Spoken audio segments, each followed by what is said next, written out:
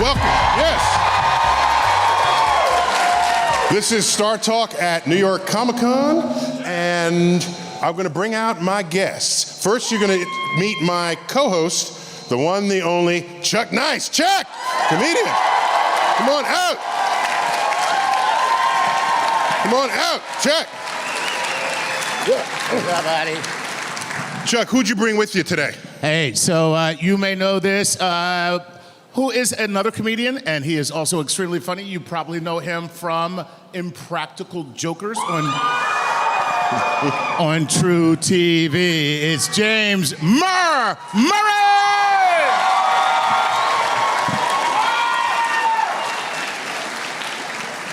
Yeah, I don't belong here. No, you're over here. Come on. All right. And so, did he tell you what we're doing tonight? What topic? You came and you didn't know what the topic is? That's love. Oh, man, you really screwed up. Let me bring out our fourth and final guest, a colleague and friend of mine, theoretical physicist Brian Greene. Brian!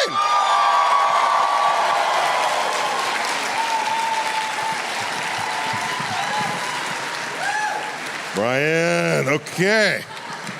Let me tell you why we brought out this firepower.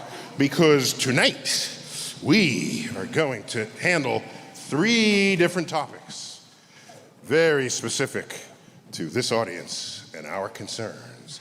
In part 1, we are going to talk about time travel in Doctor Who. And in part 2, we're going to talk about the quantum physics of Ant-Man. And part 3, we're talking about parallel universes in Stranger Things. So let's do this. All right. So, and thanks for coming. This is my first time I met you. Likewise, I've been a fan of yours literally forever. No, that would not be literally true. Right, okay. Expect a lot more of that tonight. I'm just saying. So we know Doctor Who's the longest running science fiction franchise ever on television. And the current Doctor, Jodie Whittaker, is that right? Yes, give it up. Is anyone here dressed as Jodie Whittaker? We got nobody? Okay, fine. Okay, just checking. Wow, that is almost a statistical impossibility. Yeah, so as you know, Doctor Who follows the adventures of a humanoid alien, basically, and that person travels through space and time in a wibbly-wobbly, timey-wimey way. Yes. And so, given these facts, what we really want to know, Brian, is travel through time theoretically possible? At least as imagined in Doctor Who. You have to think about... Oh, by the way, yeah. Brian, you know, had 3 best-selling books about this stuff, okay? Among them, The Fabric of the Universe, and The Elegant Fabric of the Cosmos, The Elegant Universe, and the third of those was what? The Hidden Reality. The Hidden Reality, thank you. Thank you. So go on, Brian, tell me. So you have to think about time travel in really 2 stages, because time travel to the future is very different from time travel to the past. So time travel to the future... They have different consequences. They have different consequences, and they have a different standing within our understanding of the laws of physics. So as we know physics today, time travel to the future is not hypothetical. It's not some idea that people argue about. Time travel to the future is absolutely part of the way physics is constructed. There is nobody who knows anything about what they're talking about who would disagree with that. I like the way you worded that. Okay, so, but of course in Doctor Who, they go into the past. So what's going on there? That's a trickier one. That's a trickier one. Well, he's a Time Lord, so he figured it out. So yeah. My question to you is, in this universe, how would you make it happen, such as the way we see it in Doctor Who? So if you want to travel to the past, there are a few proposals that are on the market, but I'd say the one that has attracted the greatest attention is to make use of wormholes. Okay. So a wormhole is a tunnel through space. It's a shortcut. Like any ordinary tunnel in the real world, it takes it from one point in space to another point in a more direct manner. So rather than going over the mountain, you go through the mountain. Go right through the mountain. Now that is a tunnel from a point in space to another point in space. But here's the thing. If you take one of the openings of the wormhole and you put it near a black hole and you let it hang out there, according to Einstein, time will elapse more slowly near the edge of a black hole because of the powerful gravity. Yes. And that means that time at this opening of the wormhole will be different from time at the other opening of the wormhole. Which is farther away from the black hole. Farther away from the black hole, feeling a different gravitational force. Yes. Which means now when you go through the wormhole, you're not just going from one point in space to another point in space. You're going from one moment in time to a different moment in time. Well, why does that mean you're going backwards? Well, one direction is forward, one direction is backward. So it's depending on the direction that you go through the tunnel, it tells you the direction and time that you're traveling. Ooh. There is another way to travel back in time. Scrapbooking is a fantastic way. Facebook memories. You see those video collections they do? You go right back in time. You're transported there instantly. So That's what? all I got. Oh, also Einstein-Rosen bridges. Of course, that's stupid. Right, everybody knows that. But everyone knows that. So, what about the something conjecture, the Chronology protection conjecture. chronology protection conjecture? Yeah. I believe I have a condom named that. Yeah.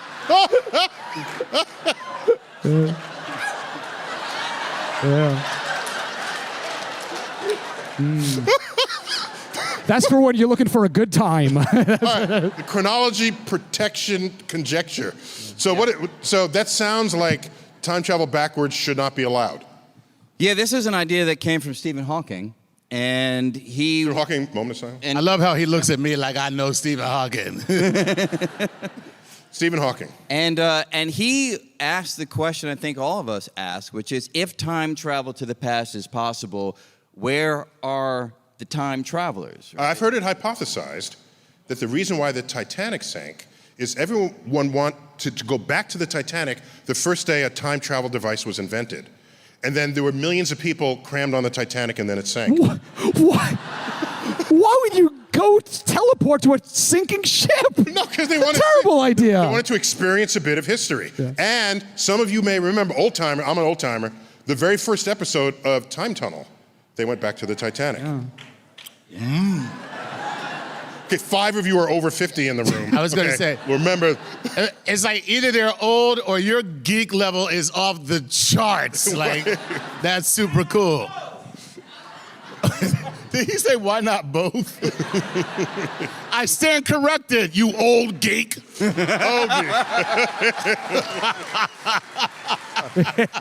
So Brian, so give me an example of the problem. Well, a demonstration of why that conjecture might be true. Well, the puzzle is, if you go to the past and you change things that prevent, for instance, your own birth, how were you there in the first place to make that change? So the usual example we talk about, you see it in Back to the Future, many other incarnations of these ideas. You go back to the past and you prevent your parents from meeting, right? So how were you there to execute that action if your parents never met, so you were never born? So you run into this logical paradox if you allow certain kinds of changes to the past to take place. Now, there are ways out of this that you don't need the chronology protection conjecture, which would say you can't travel to the past. You could simply have it that the laws of physics prevent you from ever changing anything that was in the past. Namely, if you go to the past, you were always at that moment. There was never a version of that moment when you were not there. So it's always self-consistent because moments of time just are. They can't change. Could it be, for example, let's say I figure out how to send tachyons in a text message. These are the hypothetical particles that would travel backwards in time. Yeah. I see you walking, you're a good friend of mine, you're walking down the street, and you slip on a banana peel. And I said, oh, let me warn my friend that he's about to slip on a banana peel. So I quickly pull out my tachyon texting device. You're a better friend than I am, that's all I'm saying. Because that's hilarious, and I'm not warning you of anything. Oh my God, can you sext through time? That'd be amazing. So I send a text, I said, Brian, watch out for the banana peel. So then it goes backwards in time. So then are you suggesting what might happen is you're walking down the lane, and then I send you a text, And then you pick it up to read it. It says, "Watch out for the banana peel," and you slip on a banana peel because you were reading my text. Yes, exactly right. So that is so what you're saying is you can't change because no matter what, you were there. Period. That's Whatever right. that moment in time was, you were already there. He fell on his ass no matter what. Or the influence was there. Or the influence was there. Exactly. Is there another possibility that when you go back in time and if you change something, it splinters off to its own different universe? That's the other possibility. Yes, That's thank you. mind-blowing stuff. Yeah. So the other idea is that you can I change. just the fist past. pounded with Neil deGrasse Tyson. Sorry, NDT baby. So you can change the past, but you can't change the past of your own universe. So if you go back into the past and say you prevent your parents from meeting, you're preventing them from meeting in a parallel copy of the universe within which you were born. So if they don't meet, that means you won't be born in that universe, but there's no mystery of where you came from. You were born in this universe where your parents did meet. See, but I have a whole different theory. You go back in time to keep your parents from meeting, but unfortunately, you get there just too late, and instead, you actually see the moment of your own conception. And then, because you witnessed that, you take out a gun and kill yourself.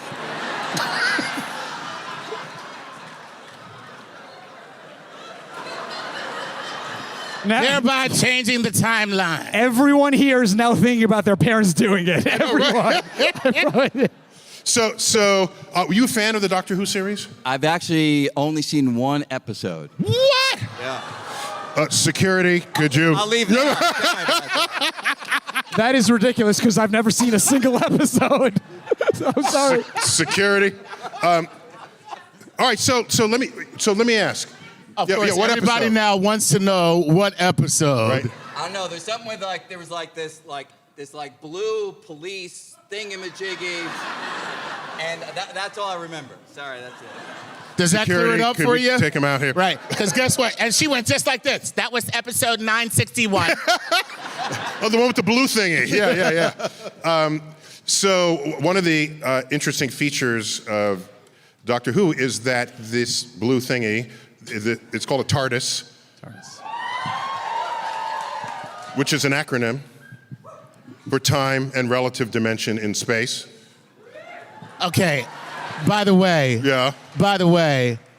I gotta say that was pretty damn awesome what I just saw here. You just went, by the way, it's an acronym, stands for, and everybody else just said it right along with you. That's how we roll They at just said Comic-Con. it right without missing a beat. So one of the fascinating elements of it, and they just treated this quite casually throughout the whole series, is that you walk into this police call box. It's a British police call box, and then inside is the entire ship. So that you're accessing another dimension of space by entering in it. So this would be like a fourth dimension. Yeah. space. So you're saying the inside is bigger than the outside. You didn't say it right. That's what I keep telling her. Wait, You just have to say.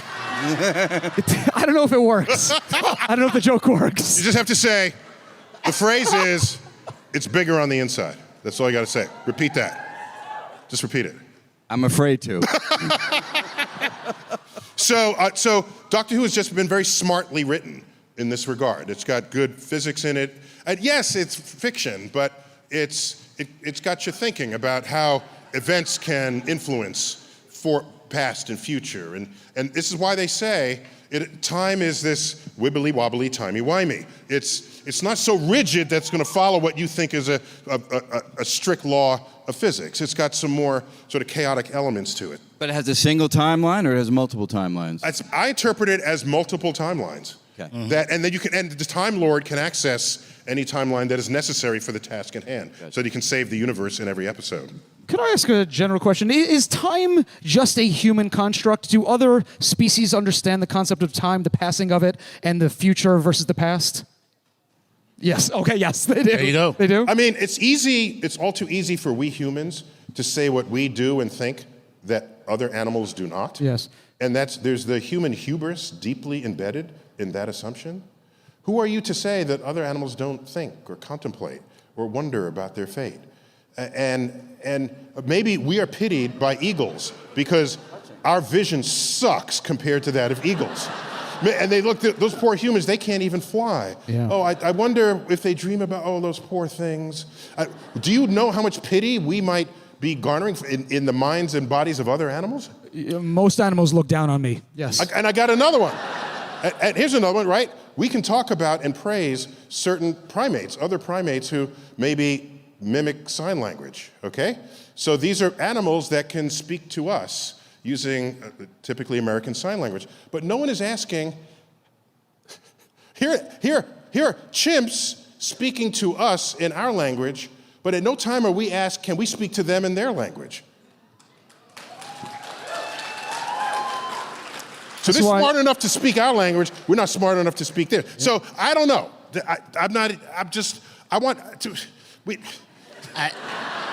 All I know is what you said is beautiful and eloquent, but I doubt if there's a horse somewhere going, I wonder about the fabric of time.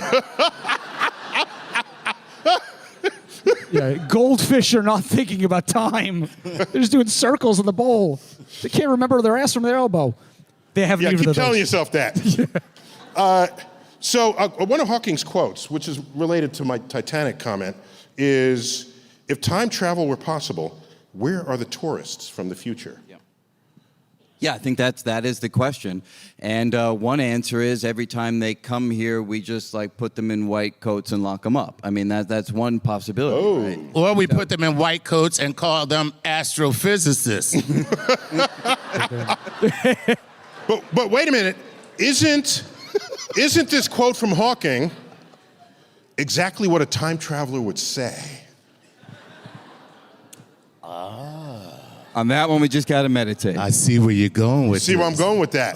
So the people who are way ahead of the rest of us at any given time and space, like Da Vinci, like Einstein, like Marie Curie, like Stephen Hawking. Or Snooki. Okay. This is... Isn't it temporal law that if you ask a time traveler if they're a time traveler, they have to say they're a time traveler? Like a cop or a vampire, right? I have not heard that law, No? but... Temporal prime directive, no? So, what is the causal loop paradox? Is that something I just learned about? Causal loop paradox? I'm sorry, causal loop paradox. What is that? Yeah, so you don't want to have loops in space and time in which you can't have cause and effect be logically consistent, right? So we're all used to things in the past affecting things in the future, but if time loops around, then the future actually can affect the past. So the danger in a theory, and one of the diagnostics we use to see if a theory is healthy, is to make sure it doesn't have any of these closed time-like curves in which cause and effect would be muddled up by the structure of space-time. This is a philosophical bias you are implementing on the universe itself. It's a little bit more than philosophical because you want the unfolding of events to be internally consistent. You're saying you want something to be true in the universe. That sounds like you're begging Let me just say, God needs it to be that way, right? Because if the laws of physics yield inconsistent results, then everything falls apart. Everything No, we just live in an inconsistent universe. You have a problem with that. No, what it means is our understanding is messed up. Clearly, the world makes sense. No, not the...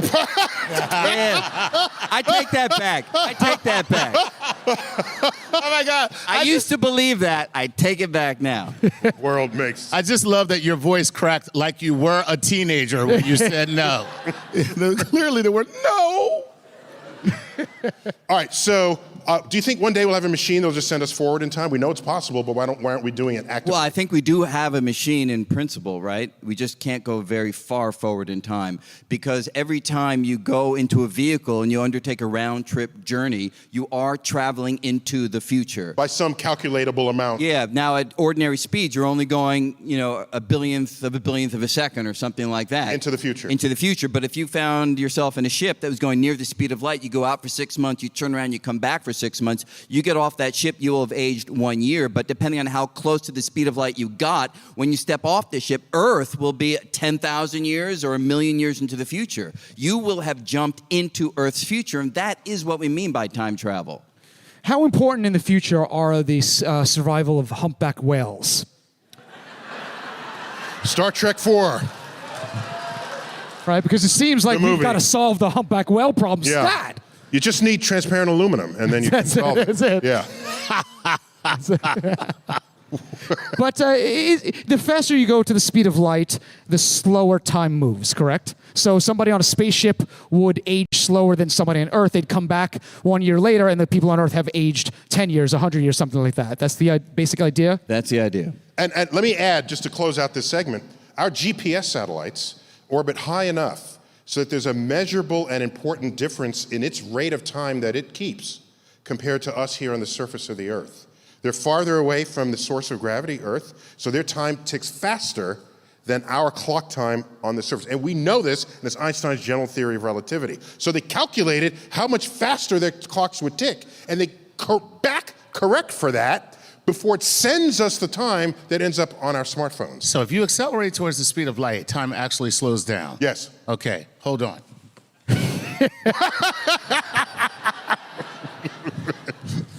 Chuck! Sell Apple! Sell your Apple!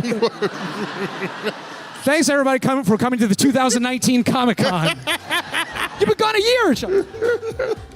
All right, we got to bring time travel to a close. Thank you for that topic. Comic-Con, our next topic is the quantum realm of Ant-Man. Give it up for my panel for that. I've got with me theoretical physicist Brian Greene. Brian, you can, yes, okay. I got Chuck Nice, my co-host, Chuck. Chuck, who did you bring? And of course, from Impractical Jokers, it's the Mo! Hello, everybody.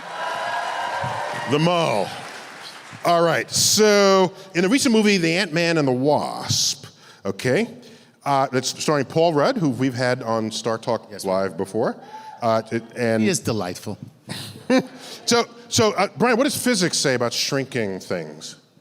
Well, it's tough to do, right? Because ultimately things are made of molecules and atoms, and the quantum laws restrict the size of the individual atoms. So it's pretty tough to imagine changing them without changing the basic constants of nature. Wait, but Rutherford, 100 years ago, noticed that atoms are mostly empty space. They Why are. can't you just squeeze that puppy down? Yep. Yeah, in fact, if you were to squeeze down, if you could do it, the space in the atoms and every single human being that has ever lived on planet Earth, the resulting stuff would fit inside of a baseball. Wow. Ooh. And that's even with, obesity problem in America? Yeah. Yeah. No, that's softball. Softball, Man. So why is there some challenge then to shrinking out that empty space? It's very hard to get that empty space out because atoms have a certain amount of energy.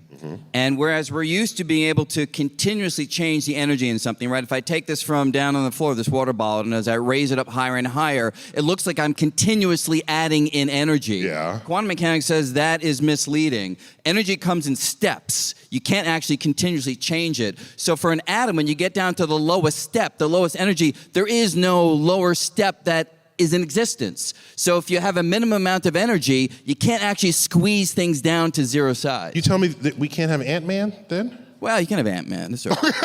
All right, so let me ask you this. What constant of nature would need to be adjusted so that you could shrink down the atom? Is it Planck's constant? Yeah, Planck constant, one of them. So, that's it could be a little bit technical, that's a dimensional number, but the radius of an atom depends on Planck's constant, it depends on the mass of the electron, it depends on the electric charge of the electron. So if you can change imagine those numbers, a zone where you influence quantum Yeah. constants, you could, in principle, make a much smaller version of what existed in a larger state. You could. Now, you'd probably destroy the universe, but yes. You That's could. all right. We'll Well, take that but risk. it'd be worth it, though. That'll be totally worth it. Yeah. Just to How would just it to make it happen. destroy the universe? What's that? How would it destroy the universe? Well, the universe depends on the values of those constants in a very specific and delicate way. You The start speed playing of this game. the speed of light, the Yeah. gravitational constant. Yeah, you change the ratio of the masses, you change the strengths of the forces, you change the fundamental speeds, and for instance, stars no longer have nuclear processes, and stars don't light up. Without stars, the universe is a very different place.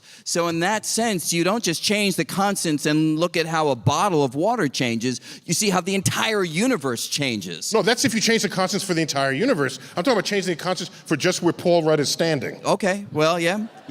In principle, you could imagine that in your wildest dreams. But yeah. Yeah, that's what we do here. We imagine let's our do it. wildest Let's do dreams. it. That's not even my wildest dreams. I live in a world where a reality TV star is the president, okay? Well, he's overinflated, isn't he? Where am I here? But yeah, in terms of shrinking, yes, if you could. Okay, so now watch what happens. Yeah. So if you shrink, now I made you smaller, but you still have the same mass. Ooh. And in the movie, Ant-Man is like riding the back of an ant. Now, he would still weigh his 160 pounds or 170 pounds on the back of an ant, but he'd be this big. He'd squash the ant. Yeah. So is there any way in this universe to get rid of that mass? Because in the Ant-Man universe, I think there's something called a Pym particle that transfers your mass out into another dimension. Yeah, well, I mean, the quick answer is Einstein taught us that energy and mass are actually two sides of the same coin. So if you want to change the mass of something, you just extract energy from it.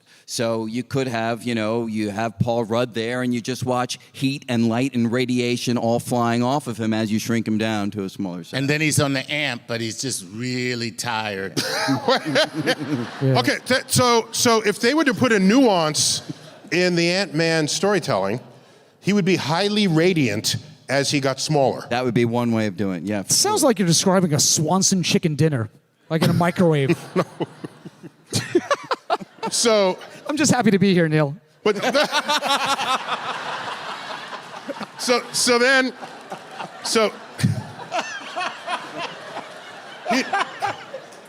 does anyone still eat Swanson chicken dinner? Is that what I'm an old geek. I'm sorry. Like, do you have a girlfriend or something? No. No, yeah, that's what I'm saying. Right. Somebody to eat with. Yeah. It's a TV dinner. You're still eating at the thing. But they describe the quantum realm. And just give me a couple of minutes reflection on the George Gamow series where he changed the values of the constants. Oh, you mean Mr. Tompkins in Mr. Wonderland? Tompkins in Wonderland. Yeah, that was from, I think, the 1940s or something like that. And yeah, it was a wonderful series of books in which he imagined a universe in which somehow human beings are the same, but the constants of nature have a different value. So Mr. Tompkins is doing the kinds of things that Paul Rudd is doing, but with not quite the same special effects. He's there playing pool, and he hits the pool ball, and the cue ball passes through one of the other balls on the table, and it bounces around in a chaotic manner that illustrates like the many worlds of quantum physics. And I think he had a version where the speed of light was like 5 miles an hour. Yeah. So then as people are walking by, they're shrunk and the lens contracted to be the size of a pancake as they're walking by you. So yeah, that was the. So this would be an early version of just imaginary worlds that you would easily fold into a superhero universe. That's right. Yeah. So ironically, if you were shrunk down, you would have less energy, so you wouldn't be more powerful than you would be if full size, good point. right? You would be. That's two. That's two. No, For those who are counting, that's two. No, think about it. Jealous? Right. Because if you have power as a superhero, it's in your body somewhere, and if you got to release all that energy to reduce your mass to become smaller, you're a weakling at that point. You don't have like the ant strength that people always want to talk about. Yeah, I think it has to do with like the ratio of the size to them. I mean, have to really sort of work it out in detail. But yes, in principle, you could be right. Yes, unless you're Ruth Bader Ginsburg, in which case you have the power of 10 men, no matter what. True. So, are you familiar with something called molecular disequilibrium? No, I don't think I am. You want to tell me That's because he just made it up. Well, can you give us a moment? Tell us about quantum entanglement. Oh, quantum entanglement, yes. Yeah. So this is an idea that, again, came from Einstein. Is it only an idea? I thought we're doing it. Well, that's where it began, and Einstein brought it up because he didn't like quantum mechanics and thought this would be the death knell of quantum physics. He pointed out to all of the world's quantum mechanicians that their theory predicted that you could have a particle over here, another particle over here, distant from each other, but somehow, even though they're separated, and you do something to this particle, the math said that it will influence that particle, regardless of how far apart they are in space. I have a twin brother just like that. There you go. And Einstein called it spooky. That fact that you could do something here and affect something there, spooky action at a distance, and he thought it was nuts. But in the movie, there are two characters that fuse together from a distance. So there's a quantum thing going on, but they're macroscopic objects. You're describing just subatomic particles. Yeah, I'm talking about particles like electrons and photons, but in principle, there's nothing about the world that would prevent these kinds of entangled qualities to exist on arbitrary scales, right? Really? Yeah, it's just hard to cause the particles to maintain those quantum properties, but it's When just you have easier. ensembles of particles. Yeah, because they're all banging into each other, knocking each other around, and diluting the cohesion of the system. But you can have it in principle on arbitrarily large scales. You know what's the crazy thing is that we in our lifetimes, encryption will completely change, right? We are going to see it in the next 20, 30 years because of quantum entanglement, right? Of course, it'll revolutionize passwords and how to decrypt things like that, but the Russians will still find ways to hack it, I'm sure. So.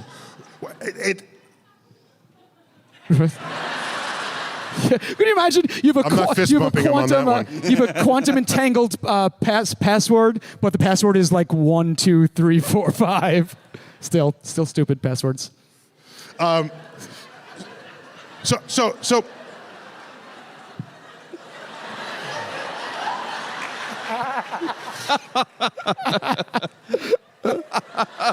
So Brian.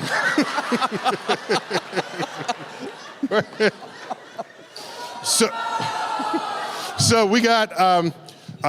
So give me just the plausibility of Ant-Man as a story mechanism. I've not, just repeating my answer to Doctor Who, I've not actually seen Ant-Man, so I don't really know. But I know it's like, Give the I'll man be the a second break. guy series, really. I've been working. I got things I got to do. He's a theoretical physicist, Thank for you. God's sakes. Thank you. Doesn't have time to go see Ant-Man.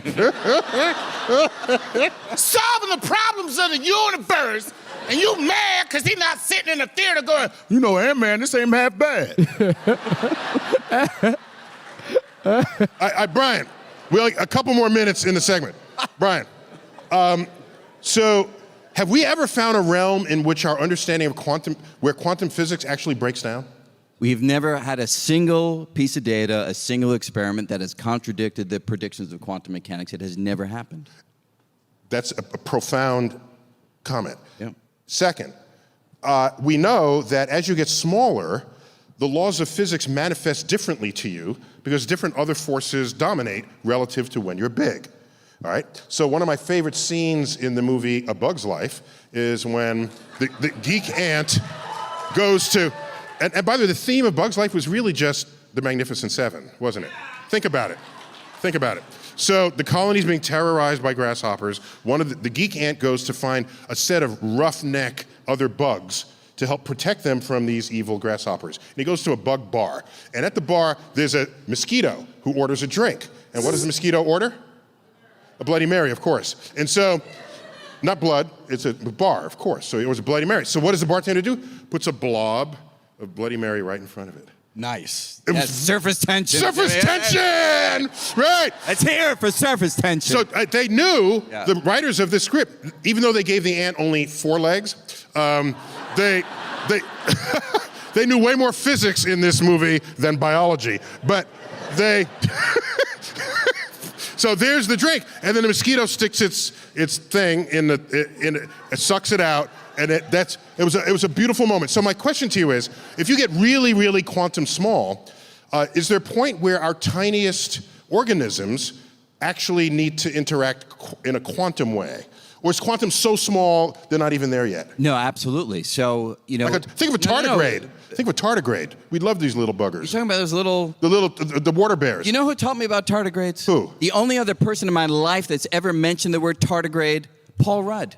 It all comes together, It comes together. It all comes together. Okay. But it's the case right now. So if you look at the molecular mechanisms that are in your body producing energy right now, right? Anybody in organic chemistry, they learn about ADP, ATP, the details don't matter, but those are all quantum processes where these particles are coming together and allowing your body to persist only because of the laws of quantum physics, acting themselves out trillions of times a second inside your body. So it's happening now. Wait, say that again. What about the big what? Big crush. The big crush. What about it?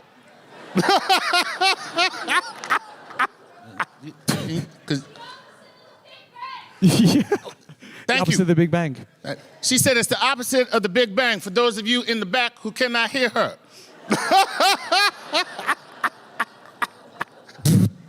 Well, so we'll get a minute from Brian on this, but then we got to get to our next segment. So Brian, at the Big Bang, I'm quoting you almost verbatim. The large was small, and quantum physics commands the small. General relativity commands the large. When the large is small, you have two very different theoretical descriptions of the universe in a shotgun marriage with one another. Thus is born the string theorist. There you go. All true. String theory. Yeah, You're going to marry my daughter and make her an honest woman. All right, so just to affirm what our conclusions have been, that Ant-Man, there are ways you can imagine it happening. You just don't want to change the laws of physics for everyone, the quantum constants. You would do it just in the zone, in the quantum realm that Ant-Man occupies. Then Ant-Man can drop. Ant-Man, if we were to do it honoring known laws of physics, he'd have to release the energy of the mass that he loses, because mass and energy are equivalent. Yeah. That would be an awesome bright light that could have made an interesting visual effect in the film.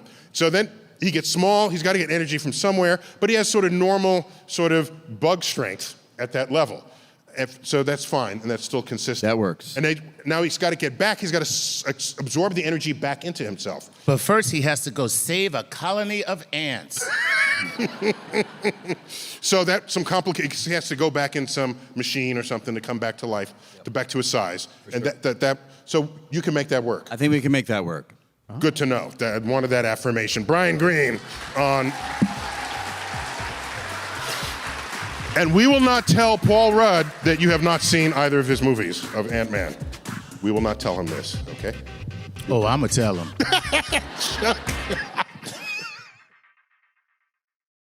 Welcome back to Startalk at Comic-Con. Yeah. I got Brian Greene, I got Chuck Nice, and we got the Mo. What's up, everybody? All right. We're going to spend some time in the hit TV series on Netflix, Stranger Things.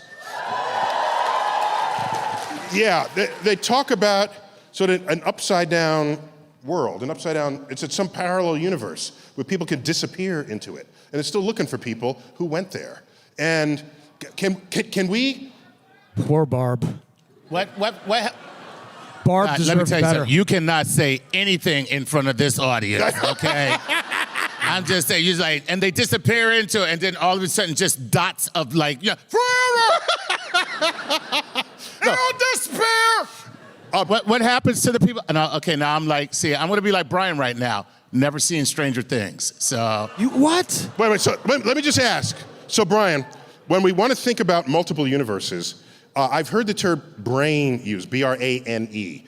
Could you explain what that is in your world? Well, that's an idea that does come out of string theory, Yeah. and the notion is that everything that we know about should be thought of as if it's one slice of space in a larger cosmos. Much higher dimension. Higher dimensional cosmos. The analogy that I like to use is imagine everything we know about is one slice of bread in a big cosmic loaf. And the other slices of bread would be other realms, other universes, potentially like ours, but separated from us by a distance along the axis of the loaf. So our entire universe would be one slice of bread. One slice of That's this right. bread. Okay. Okay, so if you left this universe, but you still existed, you, in principle, found some way to get to the next slice of bread. Yes. And in fact, we know, according to the physics that we study, how one would do that, or how in principle energy can leave one slice of bread to the other. If the energy is carried by gravity, gravitational waves, Or then jelly. that can travel. So gravitational waves can leave our membrane and go to another membrane. That's right. So if you wanted to communicate from one membrane to another, you could have like a gravity phone that would send out vibrations in space-time as opposed to vibrations in air. Would it be T-Mobile or? Brian, this is a Whoa! Clearly, we have some sponsors in the audience All right. because Verizon. Mer just said T-Mobile. They were like Verizon. Jeez. You know what? When Verizon has a gravity phone, call me, okay? Can I ask you an honest question? I've been hearing and seeing lots of videos and reading things about saying that in our lifetimes as well, we will be able to communicate with another universe.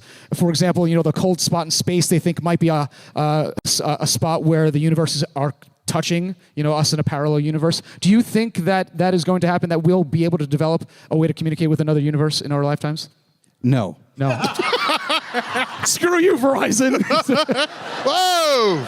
I'm kidding. I love I love it. Verizon. Kidding. Top scientists of Verizon are working on it. Follow right that now. up with just, here's a question that I hear all the time on Twitter, okay, which is dark energy or dark matter, whichever you want to go with, we know that there's a distinction, but is that perhaps the other universe bleeding over into our universe, and that is why we're not able to really understand what it is? And it has it's a mysterious presence, and it's real matter in another universe, right? But now it's mysterious in our universe. Yeah, kind of like it's what we're seeing are the effects of the real thing someplace else. From another universe. From another universe. Yeah, Could Brian? that possibly be the case? Yeah, actually, this is an idea that people have studied, and it's a beautiful idea. I would love it if that were the answer. I'm one of those because- people, Brian. Yeah, there you go. Yeah, you know, I have studied this extensively on Twitter. You know, if the reason it's dark is because the light that it might emit simply can't traverse from that slice of bread to our slice of bread, that would be a beautiful solution. It's very hard to make that idea work mathematically. So it's out there, it's worth thinking about, but I have not seen a version that actually is able to dot all the I's and cross all the T's and make it work. Yeah. Okay. So Brian, there's the gravitational waves that can get across the membrane. But is there some way a wormhole could do it, or is there some access to these higher dimensions that we just haven't figured out how to invoke yet? So, and in fact, in Stranger Things, this other dimension, it's got like monsters in it. I mean, it's not just another universe with me in it. It's a different place. Yeah.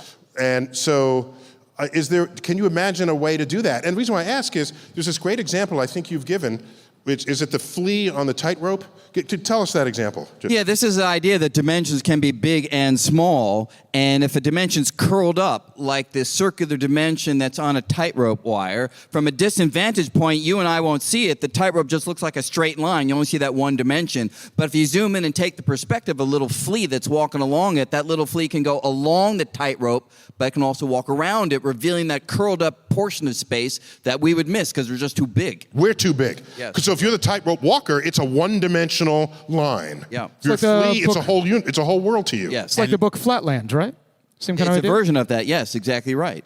So the real question is, if that flea had a phone, could it use Verizon to call us? Chuck is trying to save your ass in this thing. I'm just worried about the people who pay my check. Oh my God, it's literally just behind answer- me. I didn't realize. I'm sorry. I didn't know. Nobody told me. I'm sorry. I didn't sign a sponsorship with you right before. Okay, anyways. It's let's go. only on the sign 400,000 times. Okay. Just, So just. zoom in on just him right now. Just give me a camera shot on him right now. See? There's Ryan sitting right over your head right now. Okay? So, I'm just happy to be here, man. I'm just happy to be here. so Brian, what I'm asking is, can we find some portal in our own universe? We just step through it and you disappear. What's preventing that? Yeah, well, I want that. Yeah, well, in principle, these other slices of bread, these other brain universes, are governed by the very same laws of physics that we know about. We know in our universe, you can bend the fabric of space by having bend a the lot bread. of energy. You can bend the bread by having a lot of mass, a lot of energy. That's what a black hole does. It creates a tunnel, an indentation, if you will, in the fabric of space. So imagine you got a black hole in that realm, a black hole in this realm, and you indent the space in such a way that they join together into this wormhole structure.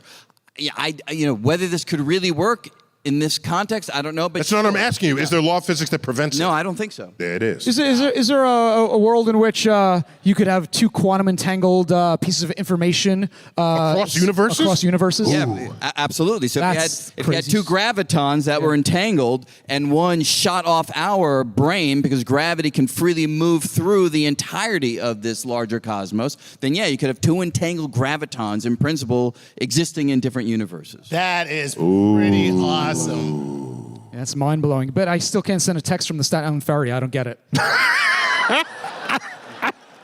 No reception. So, what is this multi-worlds interpretation of quantum physics? Do those count as parallel universes? They do. I mean, the key idea is that multi-universe theories don't come in a single flavor. There are various versions, and the one that you're referring to now These are competing theoretical ideas. Oh, actually, some people think they're the same theory in disguise. Okay. So in quantum mechanics, you have this idea that the equations only predict the probability for one outcome or another. Like an electron has a 40% chance of being here and 60% chance of being here. And the question is, when you measure the electron, you find it over here, what happened to the other possibility? And one of the notions that came out of the 1950s is that that other possibility is just as real as the one that you witnessed. It's simply taking place in another world, another universe parallel to yours, and there's a version of you in that world measuring that electron and seeing it at that position, thinking there's a unique outcome from your experiment, but you're completely wrong because there are two of you each having that thought. Okay. There are multiple worlds. Calm down. Okay. He's about to blow a gasket there. Oh my God. Awesome. That was awesome. The only way that could have been better is at the end of that little diatribe, you just went, "I'm Pickle Rick." No, if he just. All right. So.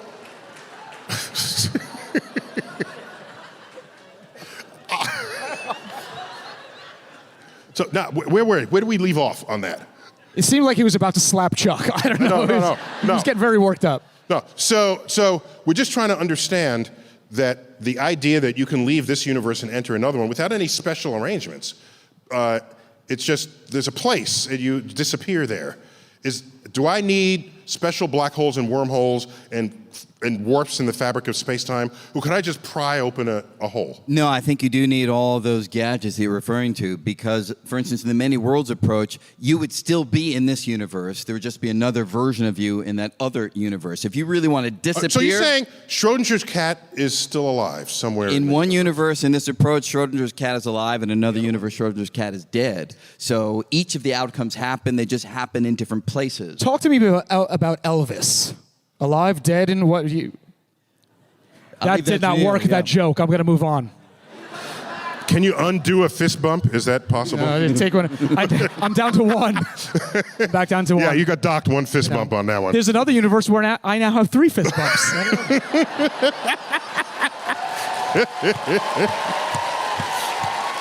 Yeah. Sadly, right, not this one. So, Brian, holding aside your loaf of bread, the multiverse, whether or not they're lined up as loaves of bread, we can still think of an infinite number of universes, and a lot of talk about there's another universe where we're all on the stage, but we're seating in a different order, or I have a goatee, which makes me evil, So I've seen that episode. Thank God.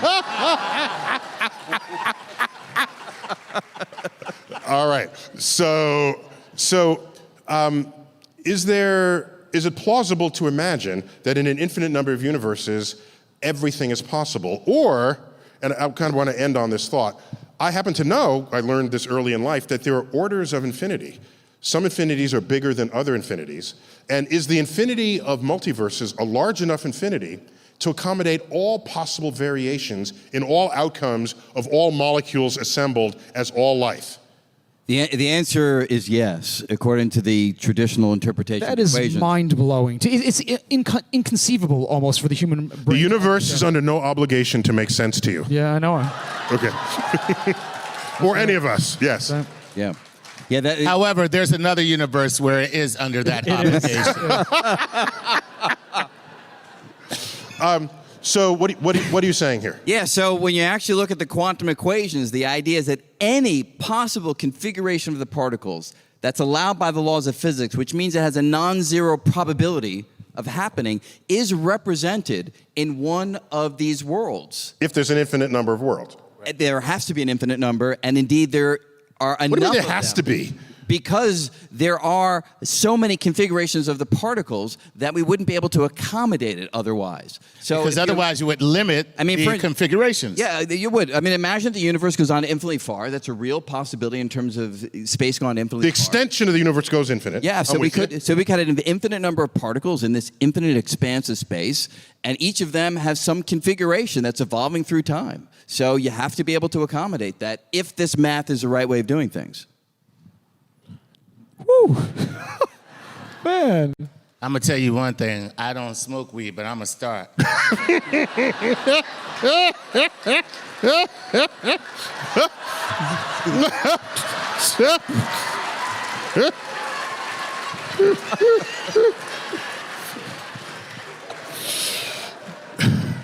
I'm just happy to be here.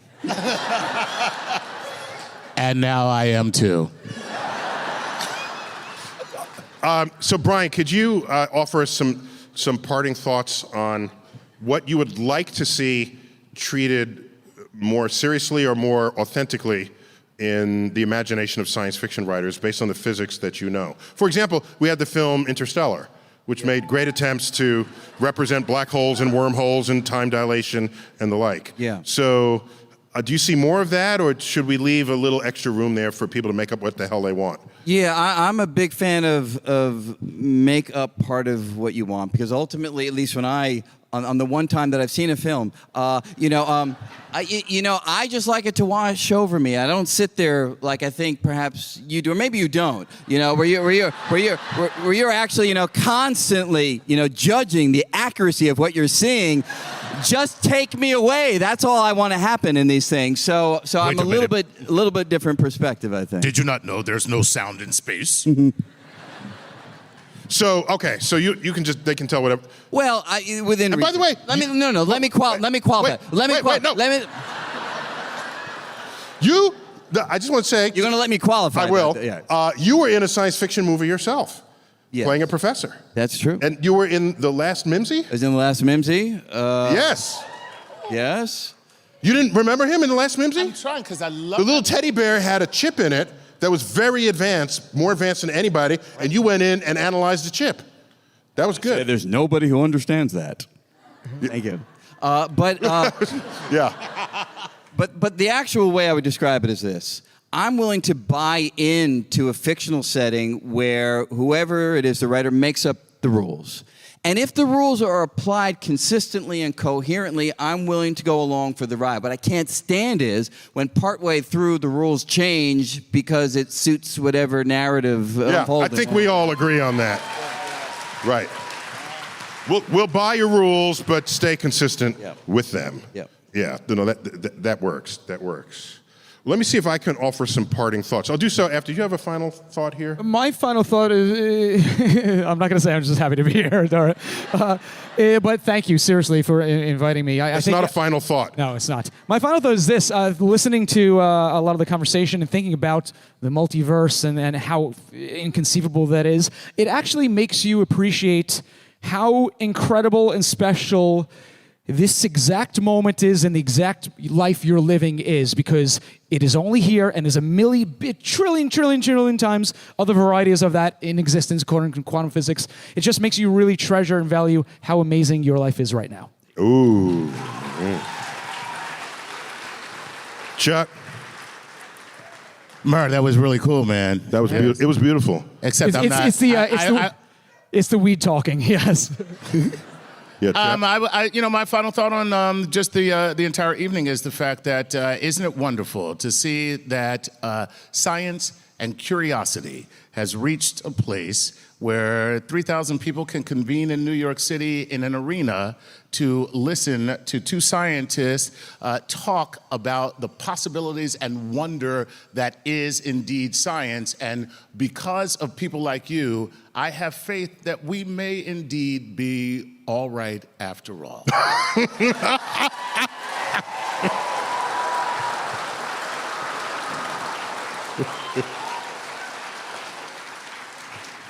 Brian? After that, I got nothing to add. You got man. nothing? So let me offer some brief reflections.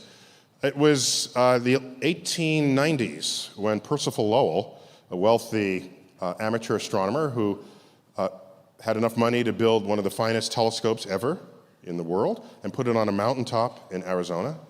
And his observatory is called Lowell Observatory. He, among other things, launched the search that discovered Pluto, just so you know. There's some Pluto lovers out there. Just get over it. Don't get me started. So, too soon? Too soon, okay. So he believed he saw canals on Mars. And it's because he didn't understand Italian. There was an Italian astronomer who wrote that he may have seen channels on Mars with his telescope. And the word channel in Italian is canale. So he reads this and says, oh, somebody sees canals on Mars, but I have the best telescope at the best location. Let me look. I bet I can see them better. And so he looks, and he thinks he sees canals on Mars. And if a channel is different from a canal, why? Because a channel is just something that running water makes. A canal is something intelligently constructed. And he publishes books on this. First book was titled Mars. Next one, Mars and its Canals. And he has maps of the surface of Mars with canals connecting nodes to the poles. We all know Mars has polar ice caps. Even when we will lose ours, Mars will still have its. So, these were canals, and he was imagining that these were cities that were losing their water supply, and they were melting the ice caps and bringing water in this huge irrigation system, redistributing water across its surface. This was published in the 1890s. Within a few years of this, H.G. Wells wrote War of the Worlds, inspired by those observations. If there is life on Mars, I'm going to write a story about it. I'm going to take our imagination to a new place. H.G. Wells was scientifically literate, and he had the imagination of any brilliant writer, that any brilliant writer should.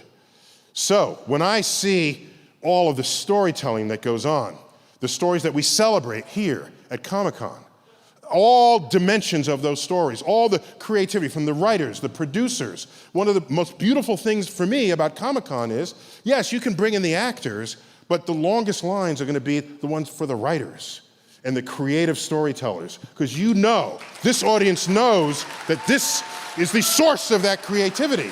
And so here we had, just within a couple of years, a creative person with the science literacy create this terrifying story about Martians coming to Earth. I do not ever want to see an end to the creativity following the progress of science, giving us no end of stories to take us into the future so that we can have Comic-Cons until all the universes recollapse. And that, I like to think of that as a cosmic perspective.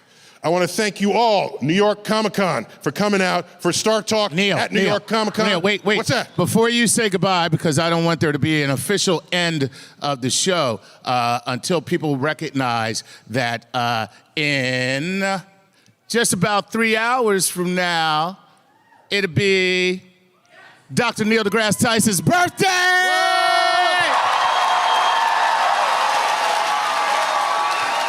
I'm an old man.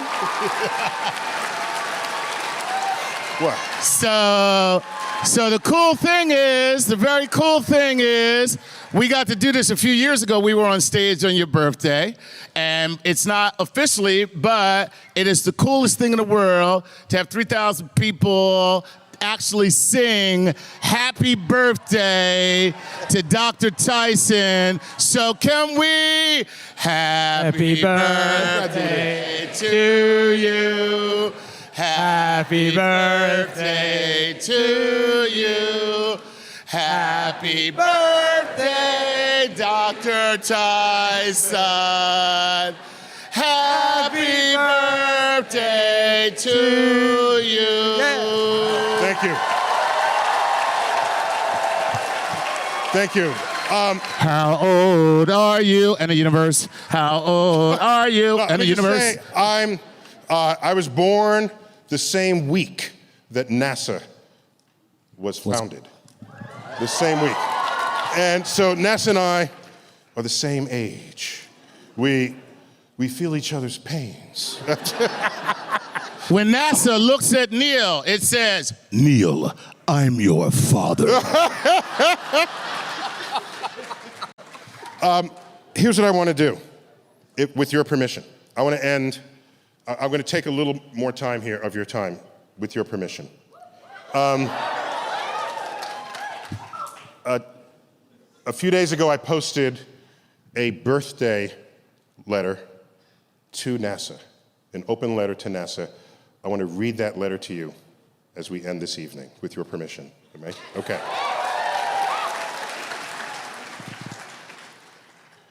Dear NASA, happy birthday. Perhaps you don't know, but we're the same age. In the first week of October 1958, you were born of the National Aeronautics and Space Act as a civilian space agency, while I was born of my mother in the East Bronx. Don't lie to me, there ain't that many people from the Bronx here in this room right now. So the year-long celebration of our shared 60th anniversary provides me a unique occasion to reflect on our past, present, and future. I was 3 years old when John Glenn first orbited Earth. I was 7 when you lost astronauts Grissom, Chaffee, and White in that tragic fire of their Apollo 1 capsule on the launch pad. I was 10 when you launched Armstrong and Aldrin, when you landed Armstrong and Aldrin on the moon. And I was 14 when you stopped going to the moon altogether. Over that time, I was excited for you and for America.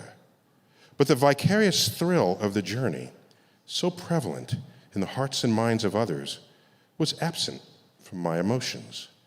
I was obviously too young to be an astronaut, but I also knew that my skin color was much too dark for you to picture me as part of this epic adventure. Not only that, even though you are a civilian agency, your most celebrated astronauts were military pilots at a time when war was becoming less and less popular. During the 1960s, the civil rights movement was more real to me than it surely was to you. In fact, it took a directive from Vice President Johnson in 1963 to force you to hire black engineers at your prestigious Marshall Space Flight Center in Huntsville, Alabama. I found the correspondence in your archive. Do you remember? James Webb, then head of NASA, wrote to German rocket pioneer Wernher von Braun, who headed the center and who was the chief engineer of the entire manned space program. The letter boldly and bluntly directs von Braun to address the, quote, lack of equal employment opportunity for Negroes in the region, and to collaborate with area colleges, Alabama A&M and Tuskegee Institute, to identify, train, and recruit qualified Negro engineers into the NASA Huntsville family. In 1964, you and I had not yet turned 6 when I saw picketers outside the newly built apartment complex of our choice in the Riverdale section of the Bronx. They were protesting to prevent Negro families, mine included, from moving there. I was glad their effort failed. These buildings were called, perhaps prophetically, the Skyview Apartments, on whose roof, 22 stories over the Bronx, I would later train my telescope on the universe. My father was active in the civil rights movement, working under New York City's Mayor Lindsay to create job opportunities for youth in the ghetto, as the inner city was called back then. year after year, the forces operating against this effort were huge. Poor schools, bad teachers, meager resources, abject racism, and assassinated leaders. So while you were celebrating your monthly advances in space exploration from Mercury to Gemini to Apollo, I was watching America do all it could to marginalize who I was and what I wanted to become in life. I looked to you for guidance, for a vision statement that I could adapt, that would fuel my ambitions, but you weren't there for me. Of course, I shouldn't blame you for society's woes. Your conduct was a symptom of America's habits, not a cause. I knew this. But you should nonetheless know that among my colleagues, I'm the only one in my generation who became an astrophysicist in spite of your achievements in space, rather than because of them. For my inspirations, I instead turned to libraries, remaindered books on the cosmos, from bookstores, my rooftop telescope, and the Hayden Planetarium. After some fits and starts through my years in school, where becoming an astrophysicist seemed at times to be the path of most resistance through an unwelcoming society, I became a professional astrophysicist. I became a scientist. Over the decades that followed, you've come a long way. Whoever does not yet recognize the value of this adventure to our nation's future soon will, as the rest of the development and developing world passes us by in every measure of technological leadership and strength. Not only that, these days you look much more like America. From your senior level managers to your most decorated astronauts, congratulations. You now belong to the entire citizenry. Examples of this abound, but I especially remember when the public took ownership of the Hubble telescope, your most beloved unmanned mission.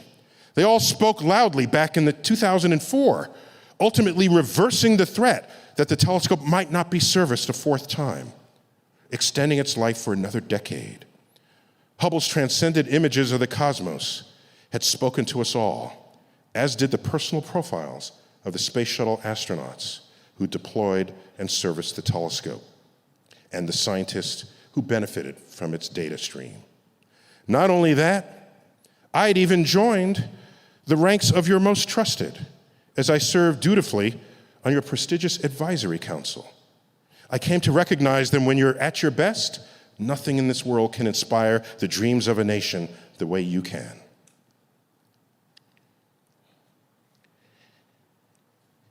Dreams fueled by a pipeline of ambitious students eager to become scientists, engineers, and technologists in the service of the greatest quest there ever was. Sorry.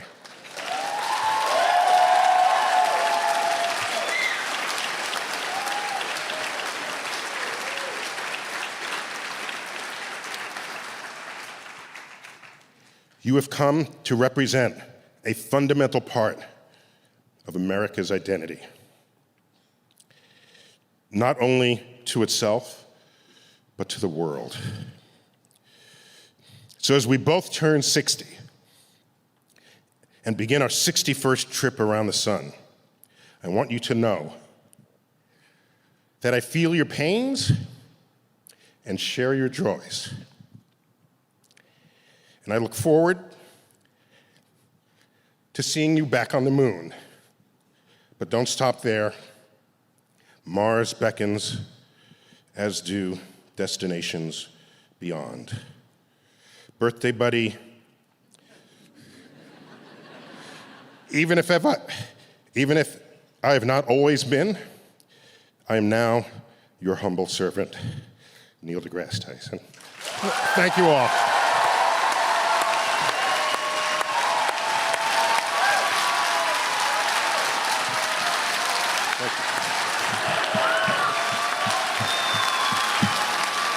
Dr. Neil deGrasse Tyson, ladies and gentlemen, Dr. Neil deGrasse Tyson. And our panel. And give it up for the Murr, James Murray, theoretical physicist, Brian Greene. My name is Chuck Nice, thank you. And as always, we leave you with Dr. Tyson saying, Keep looking up.